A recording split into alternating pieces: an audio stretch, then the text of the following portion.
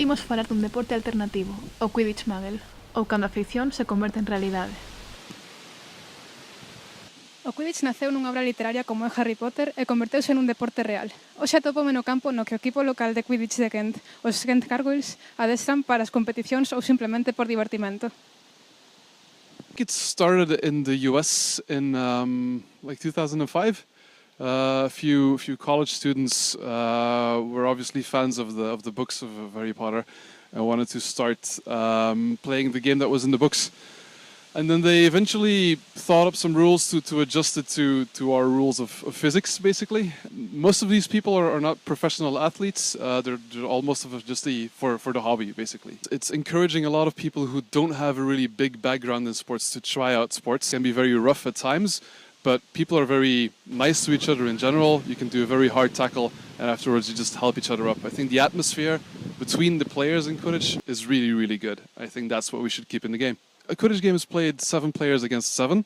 4 of those 7 players will be quaffle players. They'll be playing with a volleyball, and they're trying to score goals by throwing it through one of the 3 hoops that you see.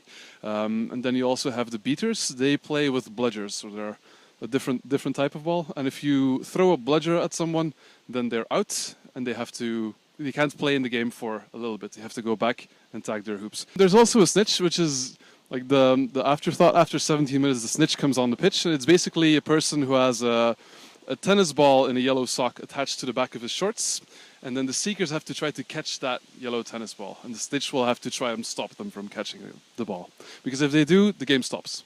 We have about 11 teams in Belgium right now, but it's a rapidly expanding sport around the world. We had a World Cup last summer, which was in Frankfurt, Germany. It had a lot of European teams, like Belgium was there, also Germany, France, the UK, Spain, Italy.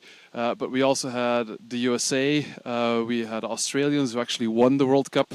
We had a team from South Korea, from Brazil. So it's growing all over the world. The organizations behind Quidditch are getting more and more professional as well. International organizations who want to make sure everything goes fluently. And so for instance, the World Cup organization, the European Games organization, the organization for the European Club Championships, there's a lot of people putting a lot of hours into it because we all really love and enjoy this sport.